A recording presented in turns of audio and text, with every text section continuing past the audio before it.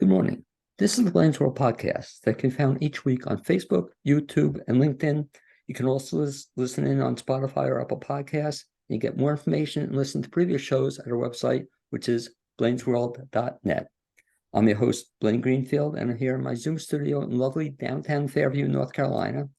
Each week, we focus on positive news and information about people and organizations in both Western North Carolina and throughout the country. And toward that end, it's my pleasure to introduce Christy Souther, Marketing Director at Flat Rock Playhouse. Christy, you can feel free to wave to all your fans and friends who are watching this. Hello. Okay, and that is Christy. I should mention that Christy Souther has been in advertising and marketing for over 25 years. So I'm amazed before I go any further. So you're another one of these people who started, what, the age of 3? Was that it? You started your career? You were the youngest marketing person in all of wherever. It's moisturizer. That's what it is. I'll remember that. Came to the Playhouse 8 years ago as a designer. Before moving to the area, she worked for an advertising agency in Greenville, South Carolina, as a senior art director for 15 years. And Christy, so the question I always ask people the first time I meet them, you grew up as a child where? I grew up in the little town of Landrum, South Carolina. Do you know where that is? I do, yes. It's the yeah. I've driven through it several times, I think. Or I always First exit out of North Carolina. Yes. Now I know. That's how I know it. Yeah. And so, Yes. as a child growing up in Landrum, South Carolina, did you always know you want to be involved in theater? Absolutely not. I'm a creative. So I was a painter. I still am a painter, and went to school for marketing and design. And like you said before, I was an art director at an advertising agency in Greenville for many years, and was kind of looking for somewhere to hang my hat and to call a place home after being in that fast-paced world for so many years. And I found theater and found this job. Dane Whitlock hired me, and it's been great. It's a whirlwind. I tell you, theater, it's a lot. It's a lot of moving parts, and but it's great. So when you came then to Flat Rock 8 years Yep. ago, what was your original position then? I was the graphic designer. Okay. And so you mentioned too, in terms of, do you ever get to, aside from doing the graphic design, do you ever do any work on the sets, or have you ever done any in that area? No, I wish I could. I love to put in my input, where it's welcomed, but that is another world, that in another craft all of its own, but fascinating, especially since we build and create everything on site. We like to say there's not a magical bus that comes in, and everybody comes off with the costumes and the set. Now it's all created right there on our property. And the amazing thing I think about Flat Rock, and it does show, is that every stage is like different, and Every stage. what I'm thinking about, you wouldn't even think would have been amazing, but it blew me away, was Guess Who's Coming to Dinner? That was sort of a couple of years ago. Right. And Dennis C. Malden. yeah, He's genius, but scenic designer. I came to the show and thinking, I was looking forward to the show, but the set design just blew me away. Right. It was one of the best I've ever seen. And so one of the fun things, not all the time, but oftentimes you'll see a different set at every stage every time you come to Flat Rock. Absolutely. Yeah. Absolutely. You are seeing a custom show, in my opinion, every time you come to a show at Flat Rock Playhouse. And that's kind of one of I think, the fun things that happens when I come to Flat Rock is it surprises me. Almost like I go to a lot of theater, a lot of local theater, but I see something at Flat Rock. Every time I'm surprised with something. And I said the set design would be an example. Who would have thunk that set design, I would remember it, but I can see it in front of my eyes. Well, it's becoming almost a lost art in this new tech age. We do use projections, but we still stay true to theater and having those traditional set designs. And I think there's something to that, and it's something that should be preserved. So what people don't realize, I think, when you think about theater, especially Flat Rock or any other theater, is how many other people are kind of behind the scenes, that people will see 3 people in a show, they'll see 20 people in a show, whatever. But talk a little bit about that, Christy, as well, that how many other people kind of hang out at Flat Rock? How many other people hang out? We have about 20 full-time employees. And then we have our seasonal interns and production crew that comes in. So usually our interns are there during the summer and some during the fall, but there are so many moving parts to each production. And I like to say those people are truly the stars. I know that may sound cliche, but they really work all hours of the night to get ready for a show. We have our, the set designs, the painters, we have carpenters, costume, all of these different crafts going on our property. So in terms of being a marketing director, what exactly does a marketing director do for a Flat Rock Playhouse in your spare time? Oh, I sell the show. Oh, in my spare time, there is I'm saying, so what does a marketing director do for those who don't know it? So a marketing director. So my main job is to get, I like to say get butts in seats, but we get people in our theater. I am the one that you hear first as far as the voice and how all the planning goes and where you're seeing this ad. Are you seeing it on TV? Are you hearing it on radio, in a podcast, on Facebook? There's so many moving parts to that as well. So that's what I'm in charge of, is to make sure that the public knows that, hey, a chorus line is coming, or hey, the Christmas show is happening, and get people excited. And I'm sorry, it's one of the few shows I did miss, Chorus Line, but that was pretty exciting. You just finished the run of that, right? Or fairly recently?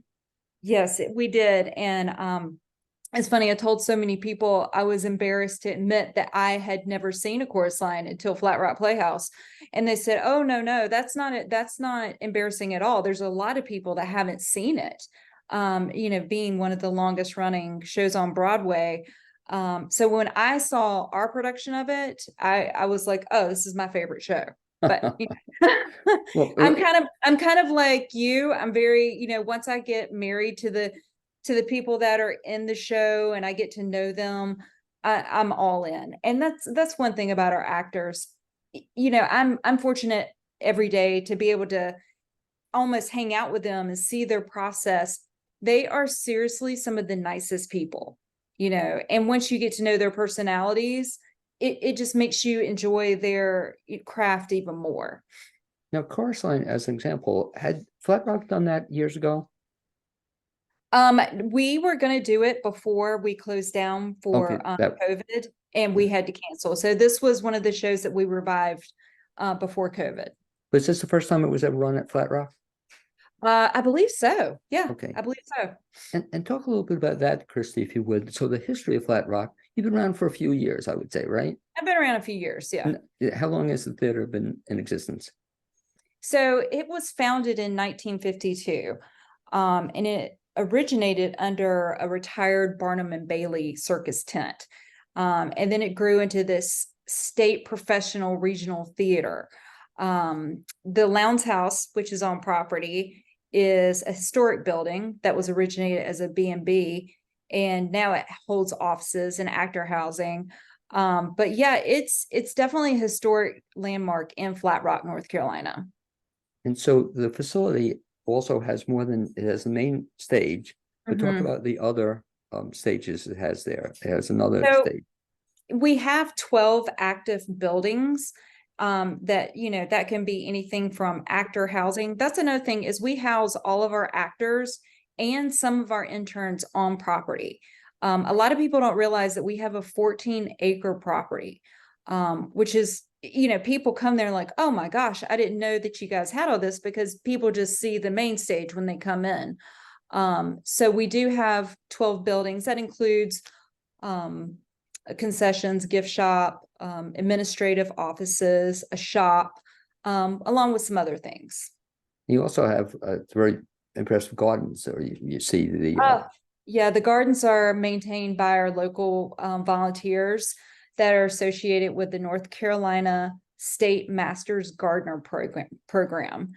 And they are out there. They were there this morning, and it's just, you drive up and there's just a flock of them, just tending to the gardens. And It's fascinating to talk to them, but they take it very seriously and they keep it beautiful.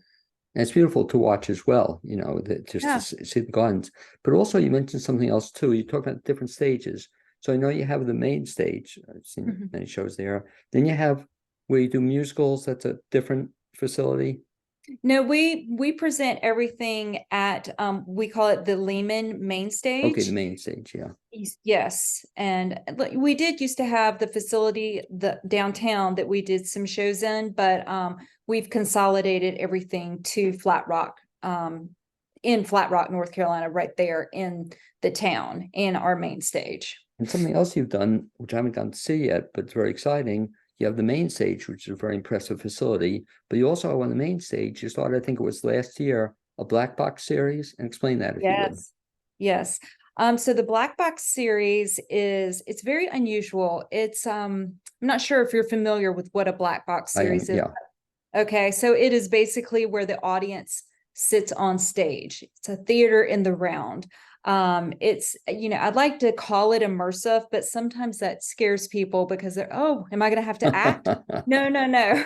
You're just on stage with the actors, and it's very intimate, and you really get to be up close. It is such a really cool experience if you have never experienced a black box theater in the round show. How many Yeah. does that seat? About 130. So each show is very limited. And that's what we try to push is, we have all these performances, but there's only 130 seats per performance.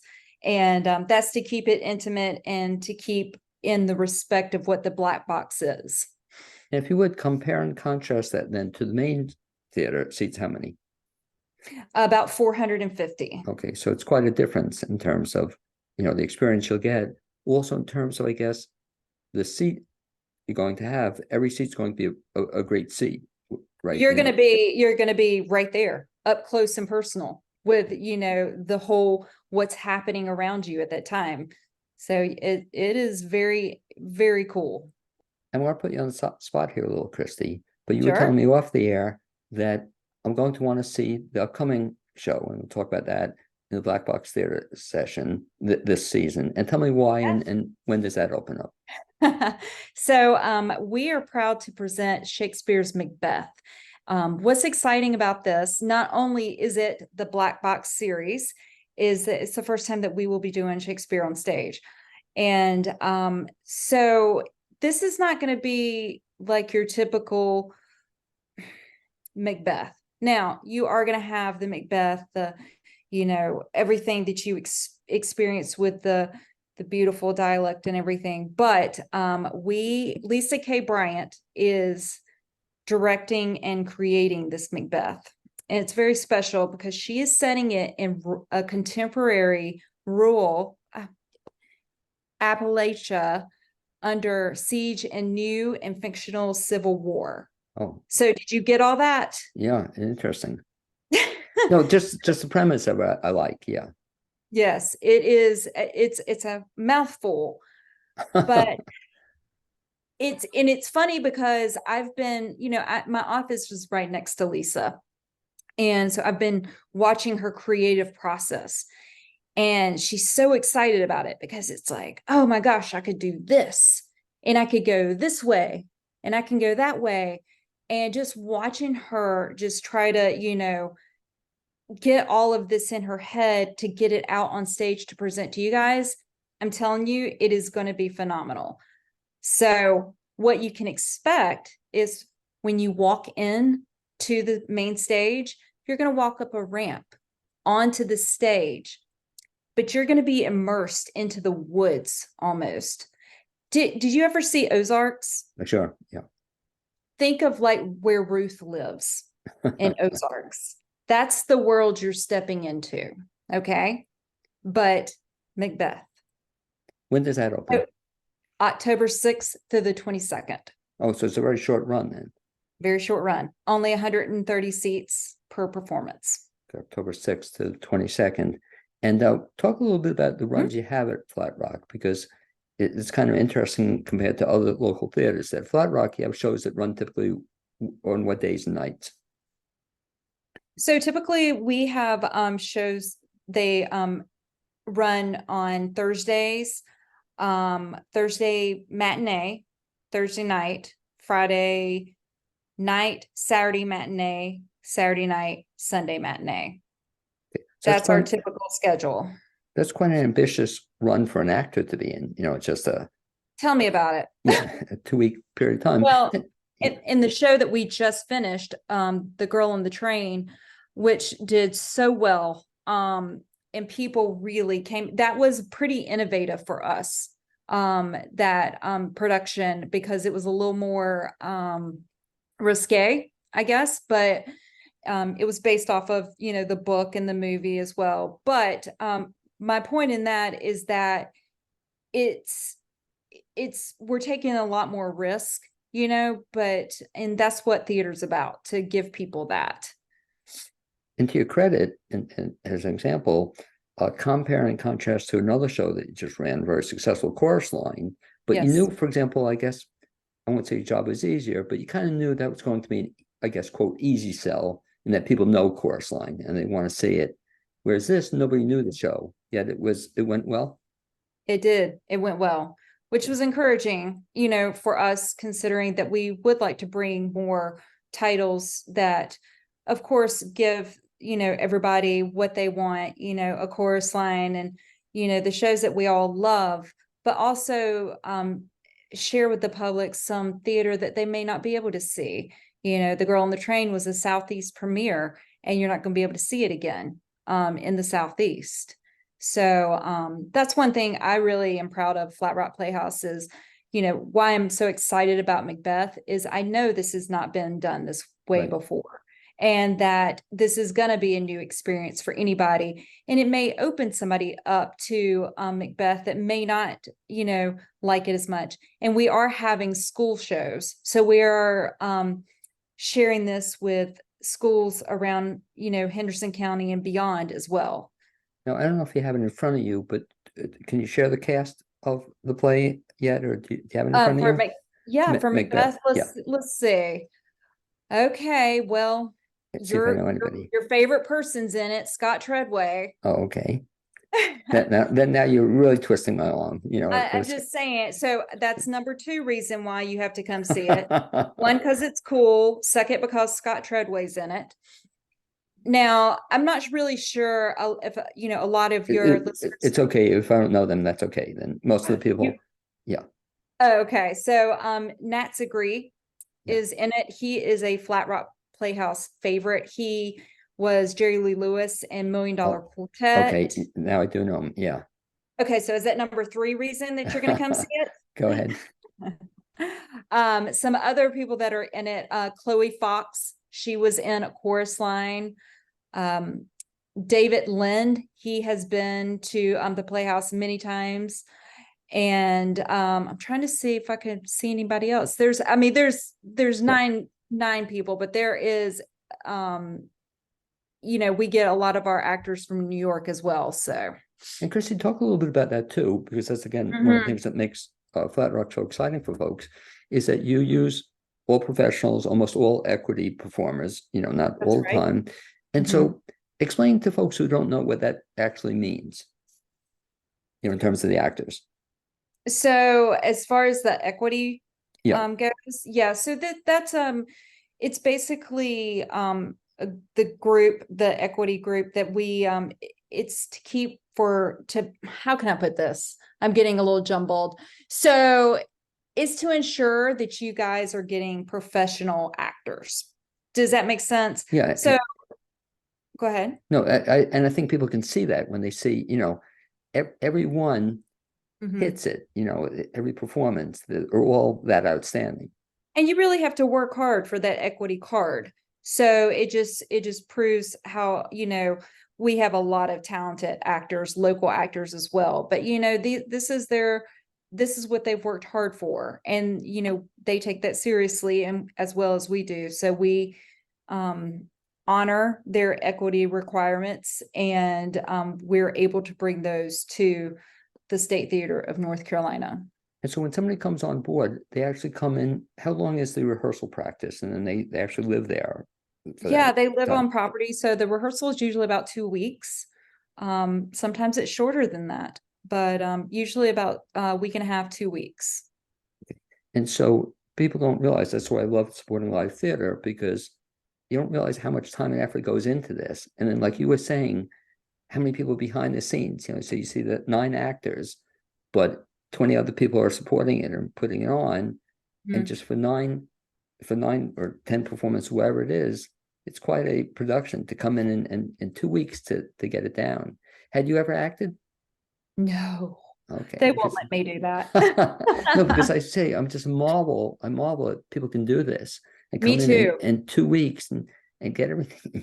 Wow, they just do I it. don't see, I honestly, I don't see how they can remember it all and perform it night after night, especially when it's just such a hard script, like a Macbeth. I can't even imagine doing that every night. Well, Chrissy, it even gets more amazing to me is the fact that oftentimes they'll be doing that and then in rehearsal for another show, and sometimes Oh, and yeah. two, yeah, Marcy McGuigan, she did that. And she was in Steel Magnolias, okay, and then she was going into another show, but she was rehearsing and doing shows, and I'm just like, how are you okay? yeah. But she Well, professional again. and the most amazing, and that's a professional, as you said, is they'll do a second show and then they're starting to read for a third one. So it just blows me away. But they do it and they do it Mhm. well. Talk a little Right. bit about also you're saying behind the scenes.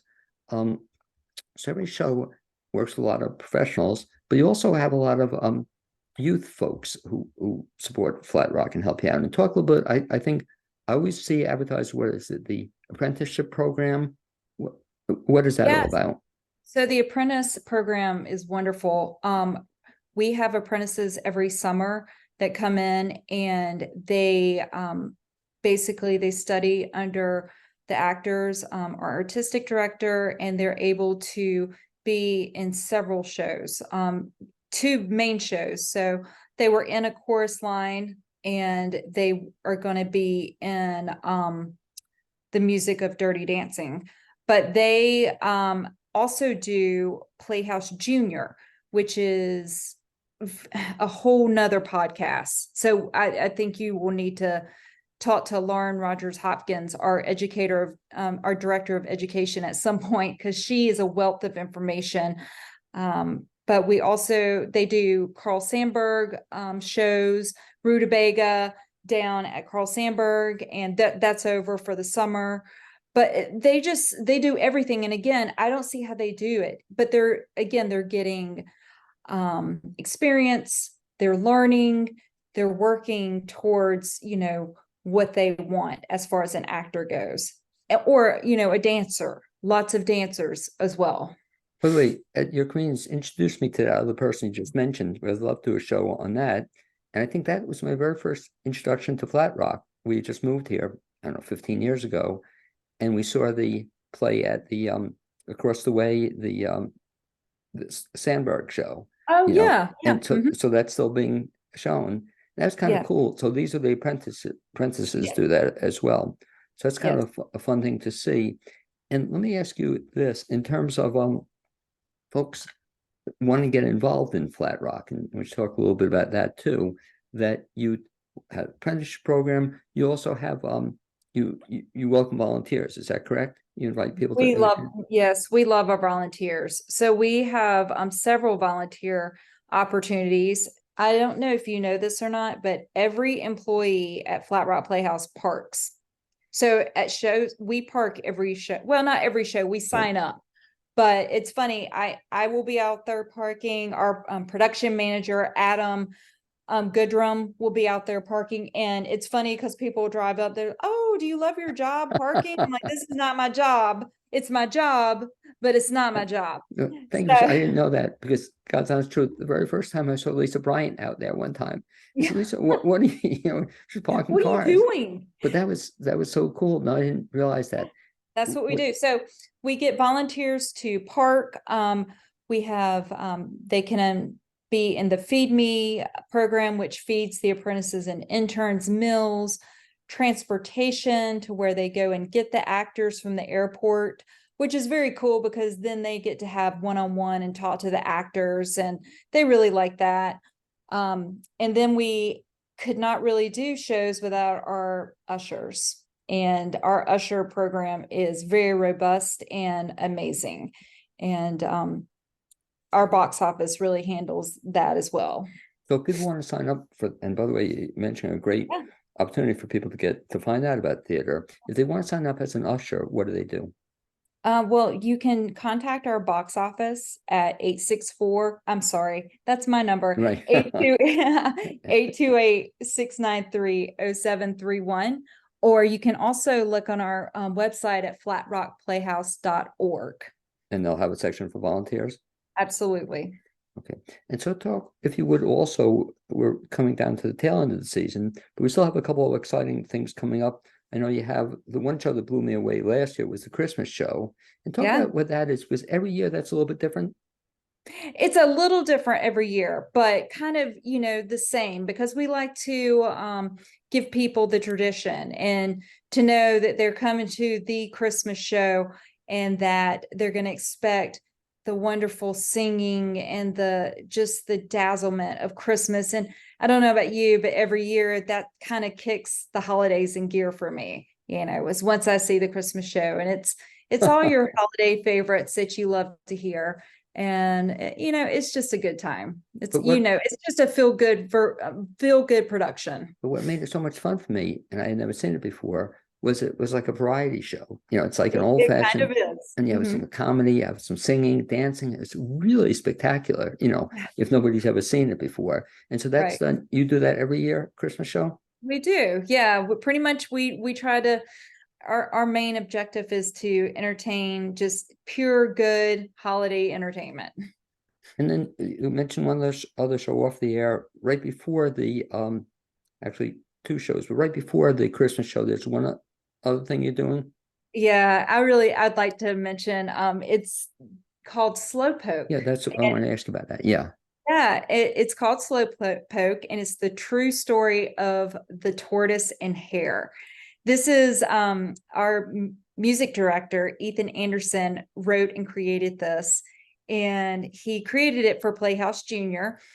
And it's funny. I was talking to you a little bit earlier saying that it's our kids show, but I have to say, I saw the reading. It's for everybody. It's kind of one of those shows that you bring your kids and family to, and the adults are going to like it almost more than the kids. You know what I mean? Because it's modern. It's set in Appalachia. We're doing that too. And it's just all new. And it'll be the first time that you're seeing this new work presented at the Playhouse. And that is running November 3rd through the 12th. Okay, so that's very exciting. This will be then, is it a world premiere or it's been done elsewhere? No, it's a world premiere. Oh, okay, very exciting though. And music, his music direction is he does all the music at Flat Rock? He does. Because again, just outstanding whenever he does. He's so talented. And this show, when I saw the reading of it, I just was like, I looked at him afterwards. I said, Ethan, you are a genius. I don't know where you come up with this in your head, but the beautiful thing about this show is it does teach a lot of life lessons. And I think that it's great for anybody to come and see the show and to leave feeling good, and just kind of refreshed about life. So adults like it as well? Adults are going to love it. I loved it. I was laughing the entire time and just looking at everybody going, this is great. Another thing I have to thank Flat Rock for doing, which is I'm always excited about, is that we won't get into a whole discussion of canned music versus live music, but I just really like live music. I don't know about you, but yeah, I do. It's just, and Flat Rock, right? All the musicals have live music. We do. We have a band up in the loft, right? And the music quality is phenomenal.